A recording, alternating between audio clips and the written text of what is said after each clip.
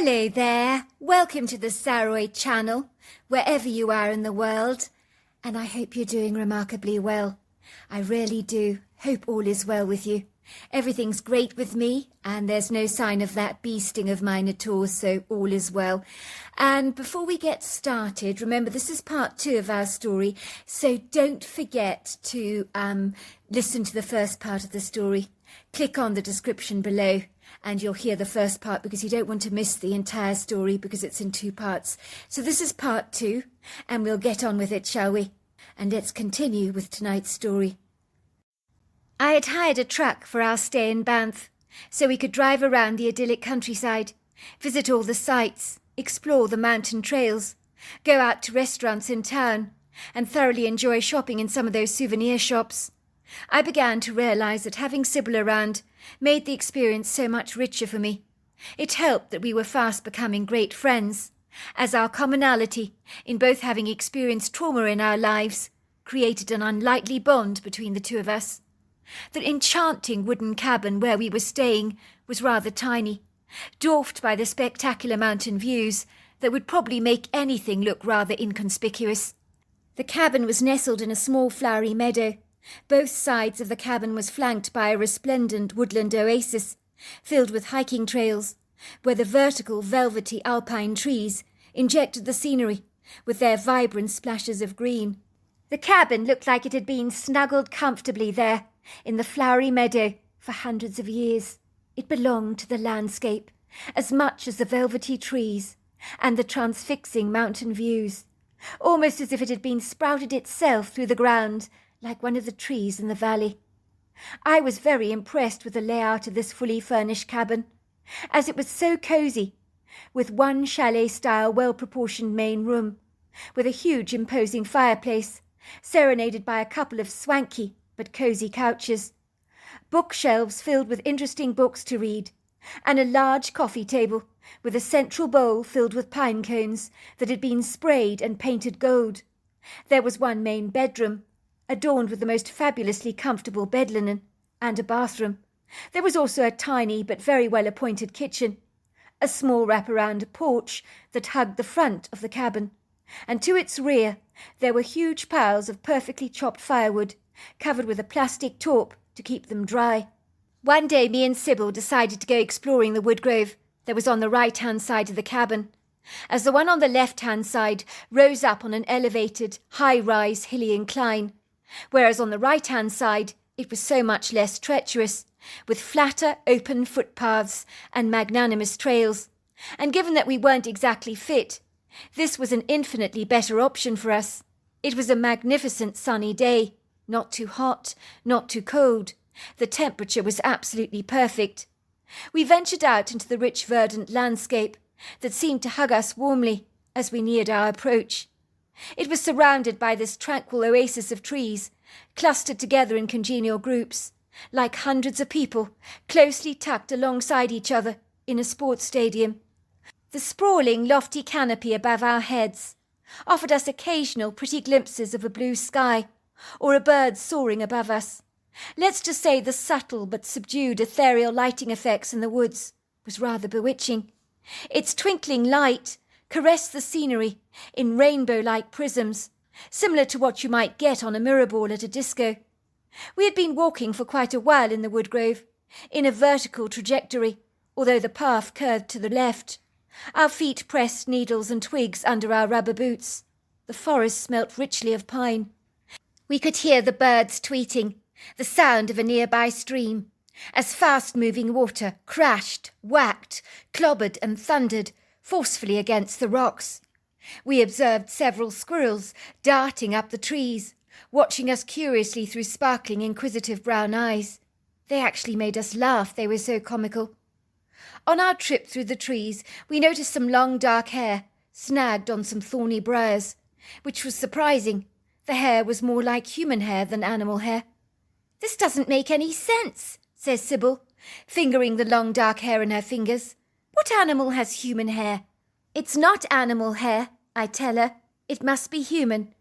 "But how do you explain that?" Sybil insists.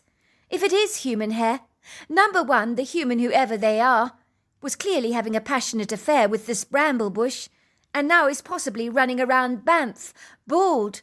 That's a lot of hair for them to lose. I shrug my shoulder, nonchalant, admitting that the peculiarity does seem enigmatic. We also discovered the most massive footprint in the ground, that we decided had to be that of a bear, but it seemed like the feet had toes, which was nonsensical to us. It's definitely a bear, I tell Sybil, sounding like the expert. There is no way humans have feet that big. Besides, you wouldn't get a human padding around the woods without shoes, would you? But it's got human toes, said Sybil, looking nonplussed. Bears don't have human toes. We found ourselves gravitating towards the stream. It was a sight to behold, as the rushing water that knew no reticence or wavering doubt thundered through the valley, as it beat against the rounded, colourful display of rocks that jutted angrily through the water, which whipped so powerfully, like a rotary beater on full throttle, so the water bubbled with a white foam. We noticed several weeping willow trees, all contorted and disfigured, their feather-boa-like boughs gracefully caressing the surface of the water, that twinkled with a reflectant silvery light. Sybil began to point out all the nooks and crannies in a large crooked trunk of a huge hunched-up weeping willow. It was buckled over the water at a particularly peculiar angle, rather like a monk arched over in prayer. The side of its trunk was bespeckled with sizable little hollows, an inscrutable novelty I would easily have overlooked or omitted to detect myself. We both studied the trunk curiously, marvelling at the way it twisted and curled, like an artful piece of sculpture. Sybil examined one of the hollows in the tree, fiddling around it with her fingertips and pulling out a pretty stone. "Look what I found," she says, gasping. "I wonder if these gold flecks on this stone are real gold." She fumbles the stone between excited fingers, examining it closely. It was certainly an idiosyncratic river stone, unlike anything I'd ever seen before. It glittered with gold, silver, blue and purple specks. We began to probe into all the other nooks and crannies, and sure enough, it was like an Aladdin's cave of unusual, extraordinary-looking river stones. One stone that was not a river stone at all, but an aquamarine colour, the colour of Lake Louise. It looked like something you would find in an extravagant ring or necklace at an expensive jeweller's. We were particularly thrilled with our rather eccentric discovery, for this was a stone collection that was particularly beautiful, but the aquamarine stone was extraordinary. We wondered what it could be. We put the stones into my shoulder bag and retreated through the forest. All of a sudden, I'm stung with the uncomfortable prickling sensation that I'm being watched, and the anxiety I thought I'd left behind me in New York came bounding back like a rambunctious, out-of-control dog. "Something's watching us," I say to Sybil, looking at her with rounded, terrified eyes. Sybil laughs at me, but I notice there's a nervousness in her eyes, but she tries to clandestinely shield it from me, and even her elevated voice sounds rather unnerved. "Don't be silly," she says. "You're imagining things, but let's get back to the cabin quickly, shall we?" We speedily hasten our footsteps to a fast walk. I can see Sybil is trembling. Her eyes look rounded. She keeps glancing furtively over her shoulders. Her face has grown as white as a sheet. What she hadn't told me was she'd seen a very scary, dark face, peering at us from behind a tree, at 8 foot off the ground. But she knew with my anxiety issues, telling me something so horrifying would possibly make me stall, like a car with a dodgy engine that refuses to start. She knew that my fear would not exactly accommodate our need to evacuate the woodgrove quickly. We make our way through the woods. My whole body is burning with trepidation and angst. Not only do I know something is watching us, but I sensed we were being followed, and I know I didn't imagine that. When me and Sybil move forwards, something is walking behind us. I can distinctly hear bracken, twigs being crunched, snapped and pulverized beneath ponderous feet. But when we stop, so do they. I stand very still for a moment, glancing over my shoulders to examine the foliage and the trees. But although I sense we're being followed, I see absolutely nothing.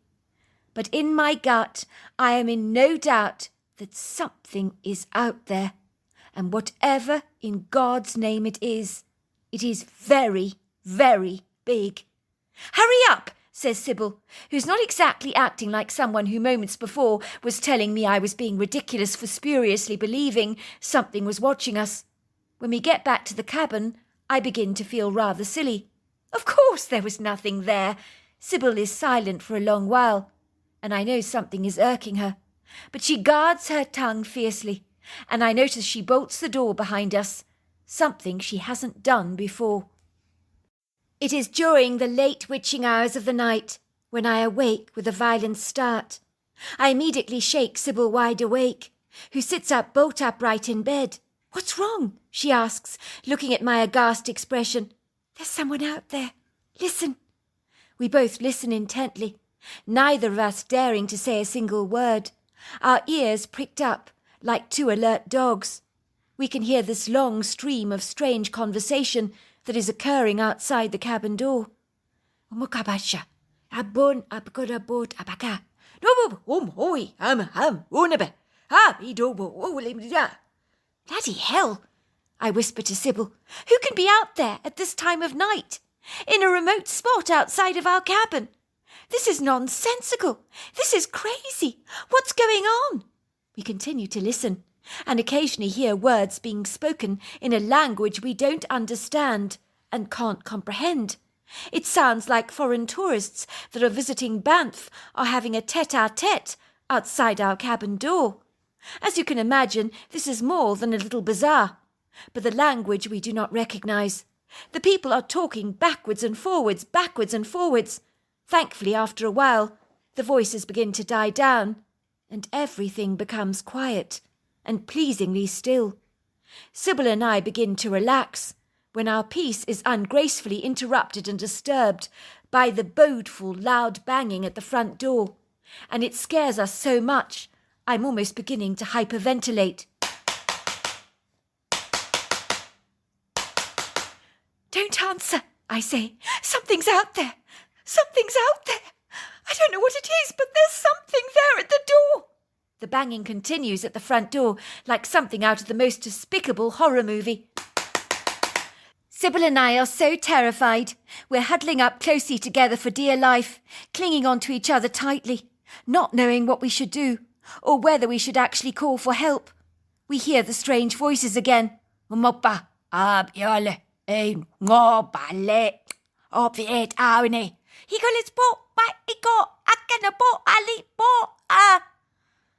Then the knocking and the strange talking stops as suddenly as it started. We finally return to our beds to enjoy a very good night's sleep, although how we did that, given our level of trepidation, I don't honestly know. But perhaps we surrendered to our exhaustion. It is amazing how in the early light of the new morning, we almost felt ridiculously silly about how we'd overreacted the previous night, when in reality, the voices and the banging had been exceedingly discomposing. But it would seem the bright, warm, radiant light of the day can put things in perspective for you, and make what you were afraid of the previous night fade into the background, becoming inconspicuous and obscure, as if it hadn't really happened at all. Sybil had assured me that wooded areas can be a haven for paranormal activity and strange, unfathomable things that cannot be explained. Maybe that was what had happened to us the previous night, I thought. In a peculiar way, such revelations brought me a measure of solace. Maybe the forest was haunted. Provided we didn't venture out of the cabin at night, we should be perfectly fine, I thought. Later on in the morning, we amble outside our cabin, walking towards the car. We were planning to visit Lake Louise that morning, and are in the process of packing the trunk with the picnic we had prepared. All of a sudden, 3 ambiguous, hair-covered humanoid creatures came gliding towards us. In a trice, me and Sybil find ourselves standing 3 feet away from a family of Bigfoot. We are from New York. The fables of country folk, like the hairy man of the forest known as Bigfoot, were nothing more than mythical, fictitious stories made up by the elders in indigenous families that had no bearing on the truth whatsoever, but were designed to scare, titillate, and intrigue. But now a fable has become a reality. I'm not exactly sure what Sybil is thinking, in this poignant, indelible moment. But she's gawking in astonishment at the Bigfoot family. If her eyes got any bigger, they might actually fall off her face, like a pair of loose button eyes on a teddy bear. She looks as if someone has hit her hard across the head, and she's coming around from a raving, wild delirium. For me personally, I'm sure that this is a hallucinatory, lucid dream, as if my eyes have been somehow tricked and I'm not seeing what I'm actually seeing. The Herculean-sized lofty creatures seem to accept our level of astonishment. They stand their ground, without saying a single word, while we begin to assimilate what we're actually beholding, as we adjust to the temperature of this outrageously remarkable experience. The Bigfoot male is the most impressive member of the family.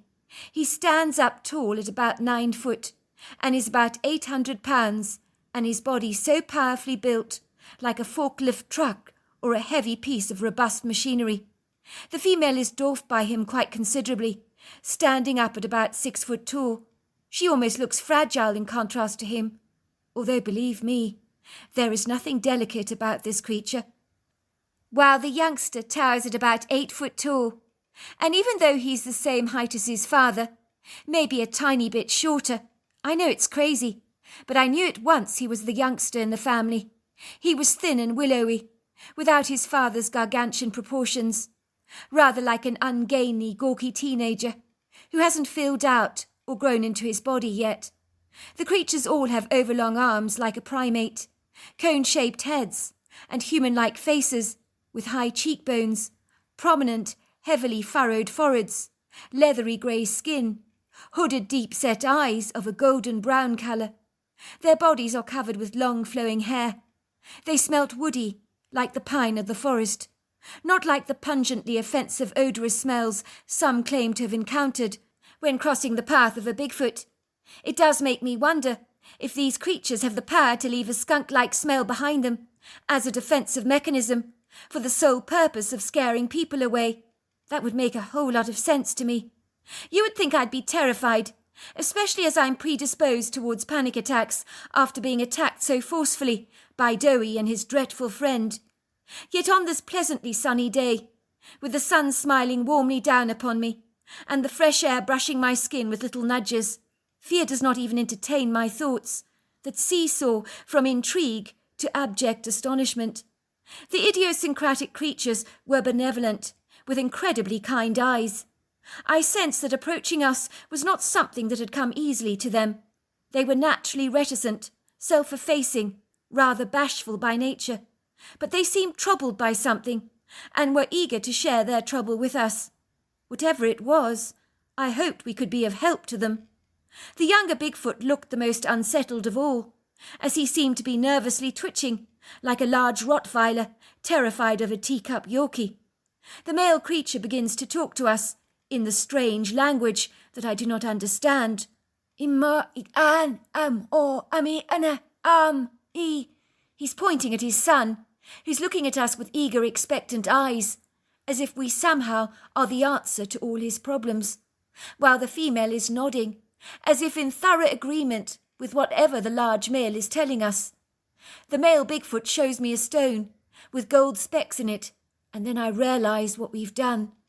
We had inadvertently taken the Bigfoot's personal collection of river stones from the tree, and he had come back to ask for them back. The prized collection that he'd stashed away in the open hollows of that willow tree. It all made perfect sense now. "Oh, you want your stones back? Hold on a minute. I'll go and get them for you."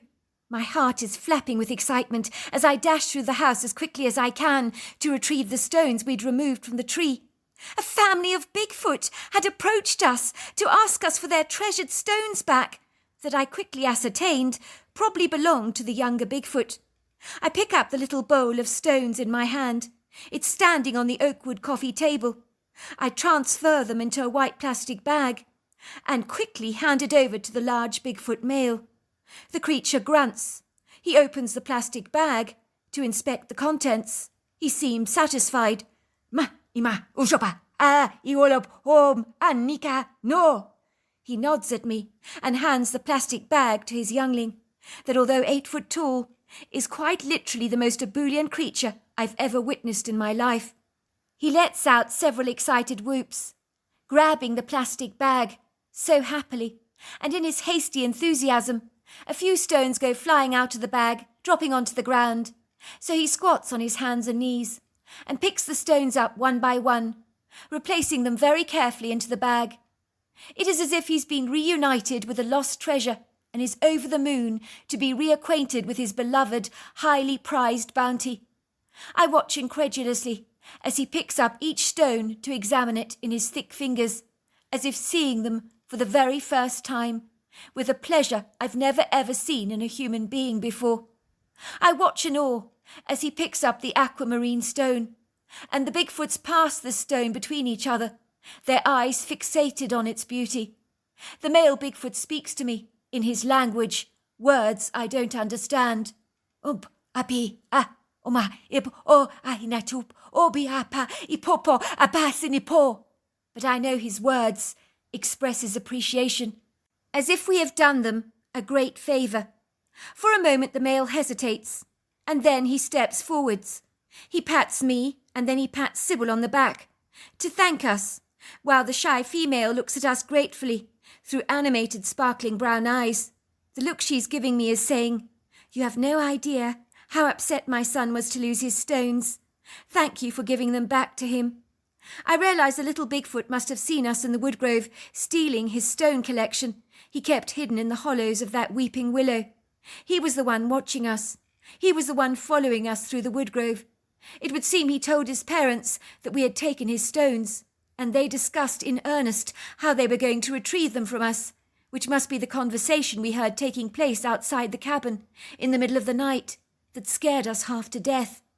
Finally, the creatures had knocked loudly on our door at night, and when we didn't answer, due to our complete demoralising terror, as it sounded like the axe murderer was trying to break down our door and was about to sever our bodies into thousands and thousands of pieces.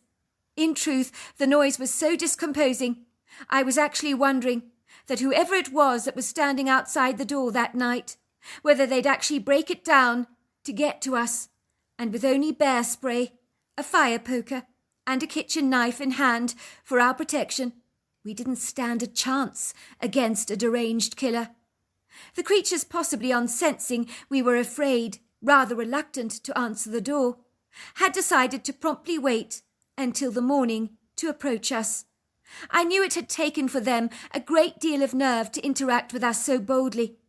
I sensed that they were reticent, shy, evasive by nature, but when we interacted with them, I was struck by their warmth, their congenial demeanour, their benevolence, and their heartwarming emotional intelligence.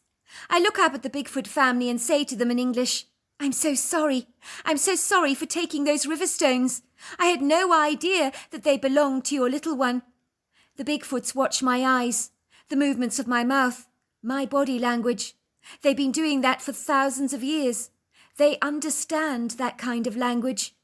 I got a sense they understood exactly what I was saying, as if they'd read my thoughts, my mind, and my body. The creatures nod at me. The three of them glide back into the woods. The Bigfoot teenager is whistling excitedly. He's still examining his stones.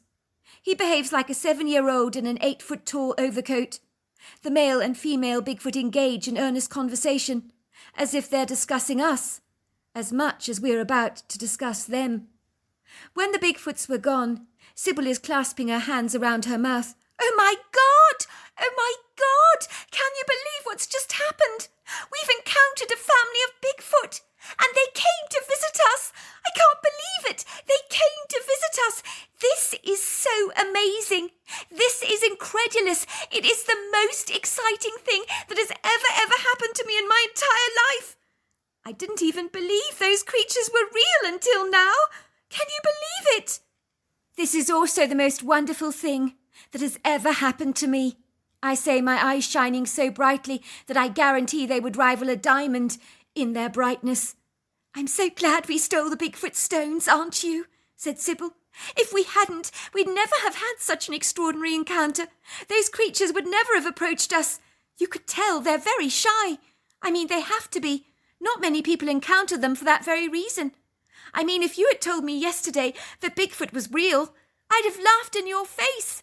It makes me realise that we don't know the half of what is out there. There are no words in the English language adequate to describe the excitement that both me and Sybil felt about effaciously encountering that Bigfoot family. We were bouncing around the cabin like buoyant beach balls and kept saying, "My God, did that happen? Did that really happen?" We kept giving each other high fives. We both felt we had expediently hit the jackpot. So an impromptu visit to Lake Louise was seriously put on hold as we went to Banff to eat a delicious meal, to celebrate and reminisce over our providential encounter with the Bigfoots. There was a brisk wind blowing as we walked down the beguiling, rather enchanting streets of Banff, on the hunt for the perfect place for us to eat. Finally we found seating on tables outside a traditional Italian restaurant, serving delectable pastas and pizza choices. Our table overlooked the arresting views of this prepossessing mountain town. I think me and Sybil were giving off such exuberance that even the waitress who was serving us was smiling at us broadly, as if contagiously infected by our high-spirited, positive vibes. "If you don't mind my asking, you look like you've won the lottery. You haven't, have you?" she asked. "You know, I never ever win a thing." "It's better than winning the lottery," piped Sybil. She lowers her voice so that only the waitress can hear. "We only got to see a family of Bigfoots this morning. They came to ask us for their stones we had taken from them. It was incredulous. We're still pinching ourselves. It was so surreal. They were so human, so intelligent, so kind." "You didn't! You saw a family of Bigfoot? That's so not fair," she gasps. "You're not even from around these parts, are you? You're just visiting Banff." "We're from New York," I admit. "You know, I've lived here all my life.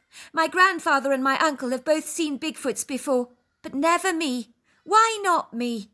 "Well, stranger things can happen," I tell the waitress. "It could happen to you one day. You never know. Yesterday we were wearing your shoes, but today our lives will never quite be the same again, I don't think." "That's what people often say after an encounter with a Bigfoot," she says. "What about your uncle and grandfather? What happened to them?" I ask curiously. "Oh, my grandfather gifted a female Bigfoot for years," she told us. "He was very secretive about his friendship with the creature. You know what I've learnt about Bigfoot? Many people who encounter them, especially those who have a meaningful, really good encounter, they keep their mouths shut about the creatures. When I asked my Gramps to tell me about his story, he just says it's deeply personal and he has no wish to share it, but that it was one of his most treasured memories. That's unfortunate, I say. Maybe one day he'll tell you his story." "I don't think he will," says the waitress. "He's very, very secretive, you know." "What about your uncle? What was his experience like?" I ask. "Oh, my uncle had a fleeting sighting of a Bigfoot once crossing his path on a drive home close to Lake Louise. But it was such a brief sighting, possibly only lasted a few seconds. The creature was evasive." We tell the waitress about the stones we had taken. "Why don't you go to the esoteric shop down the road? They have baskets of pretty stones there. You could buy a few and put them in the tree where you found those stones. The Bigfoot would be thrilled to find them. Imagine that. You could also leave them some grapes, some chips, some Kit Kats on the tree. I happen to know they love grapes and Kit Kats. Oh, and they're crazy about peanut butter and apple pie. That's what my grandfather told me." "Thanks," we said. "We'll do that." "It's a brilliant idea," I said to Sybil. And so we ended up in the esoteric shop buying a selection of pretty stones. We bought some of the edibles the waitress had recommended. And when we were in the woodgrove that afternoon, there was no one following us or watching us. I was disappointed, as I knew that our previous stalker had been the tall, willowy young Bigfoot, and I'd have liked to have seen him again. The very thing that had scared us the day prior, I would have welcomed. We were surprised to see that the little large Bigfoot had placed his precious stones right in the same hollows all over again, in the same willow tree. He obviously trusted us not to steal back his stones. We placed some pretty stones into the hollows to accompany his single stones. It made me giggle to think about how the creature would react to find all these new stones now in his tree. I'd never seen anyone so thrilled to be acquainted with his stones again, as that Bigfoot was. I would describe his enthusiasm as quite literally off the charts. We hung a couple of bags in the tree, filled with peanut butter, grapes, peaches, pears, bananas, walnuts, Kit Kats, and an apple pie that we bought at the baker's.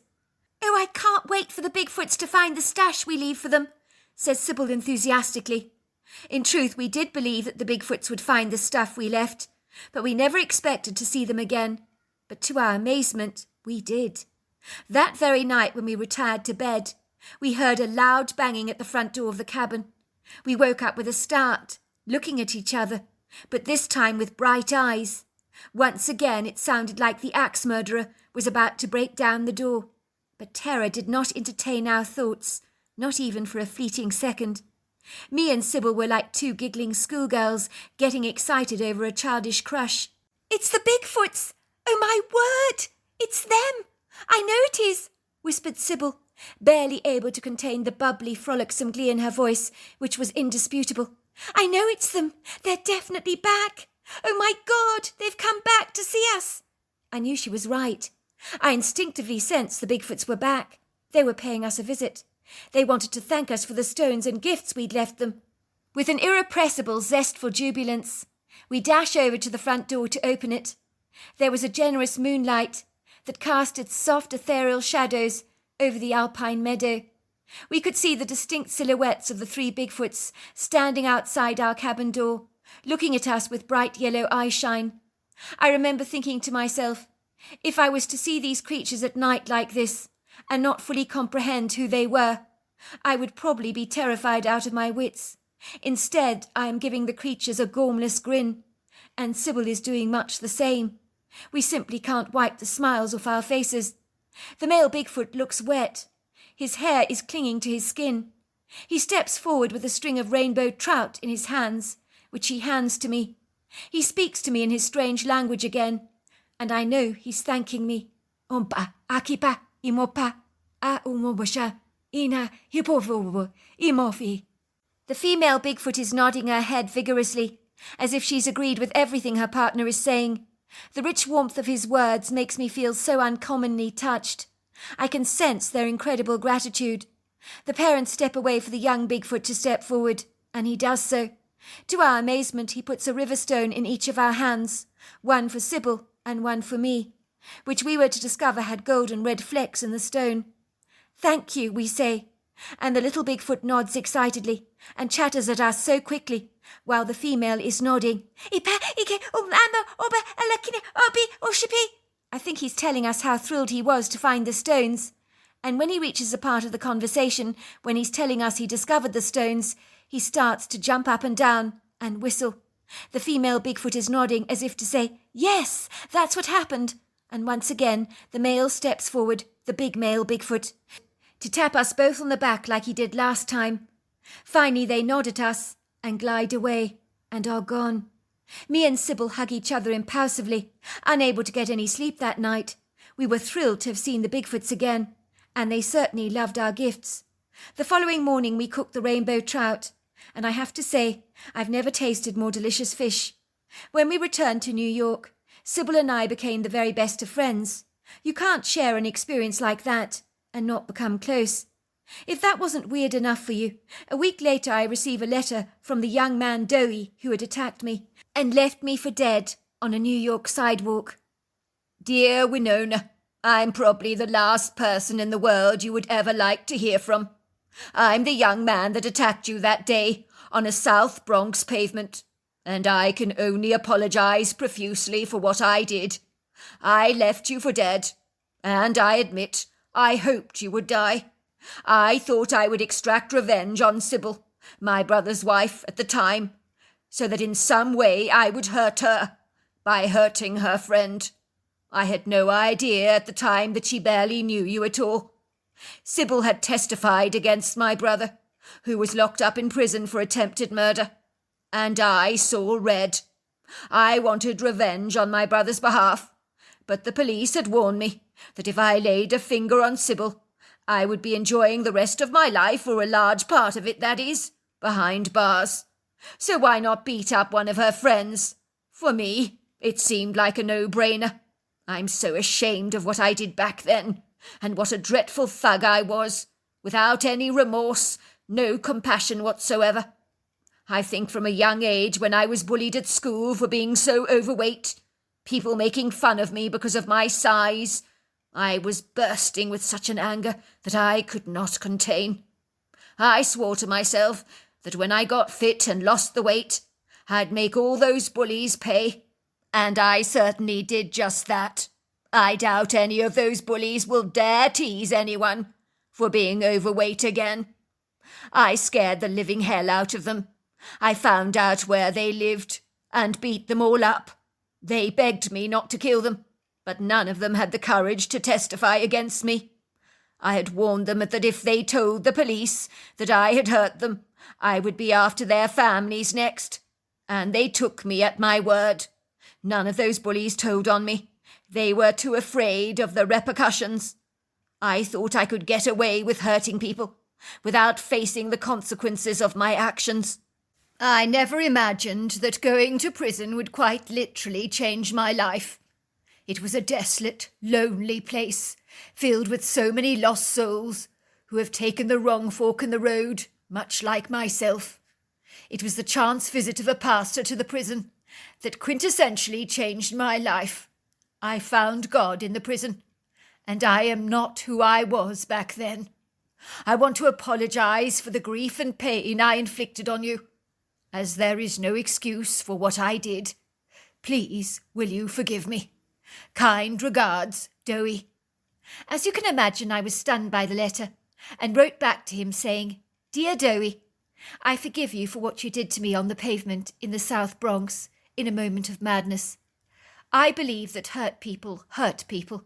I'm sorry that your childhood was wrought with so much bullying. It was unfortunate that the kids taunted you about your weight growing up. That must have hurt a whole lot and undermined your self-esteem. You were angry. You lashed out, although it doesn't make what you did right. I'm so delighted to hear you have found God, and in doing so have found yourself and the peace you deserve to enjoy. Now you need to do one thing for yourself. Forgive yourself for what happened. I certainly forgive you. Sometimes it's so much easier to forgive others than to forgive ourselves. Life is too short and precious to live in any kind of hate. I learnt that a long time ago. I'm returning to my job as a social worker, helping hurt people, victims of abuse. It's what I like to do. I think what happened to me on that New York sidewalk in the South Bronx will make me a more compassionate listener, a better social worker, so I can identify with people who've been physically stabbed, emotionally harmed. I received counselling after the event, when you stabbed me in South Bronx, from a brilliant therapist called Doreen White. At the time, I suffered dreadful panic attacks from the aftermath of post-traumatic stress disorder. But after a trip to Alberta with Sybil, your brother's ex-wife, I managed to overcome my anxiety. Since that trip, I've no longer had a single panic attack, I'm glad to tell you. In fact, getting close to nature has grounded me, put everything in my life in perspective. I had a life-changing experience in Alberta that transformed my life. It was an epiphany, you could say, where I learnt that there is so much beauty in the world, and not to sweat the small stuff. Thank you so much for writing to me. I would like to visit you sometime, if I may. Regards, Winona. To cut a long story short, I visited Doey several times in jail. I'm still working as a social worker, but am now married with children, and the panic attacks are a thing of the past. Sybil is happily married to a non-abusive man, who treats her like a queen, which is what she deserves. To date, we remain the very best of friends. We still own our own individual stone that the Bigfoot youngling gave us, and still maintain that meeting that Bigfoot family was the best thing that ever happened to us. Sybil believes that stealing the Bigfoot stash of stones from that tree was quite the best thing that she's ever done. So there you are. That's my story. Wow, what an incredible story. Until next time, goodbye and good night.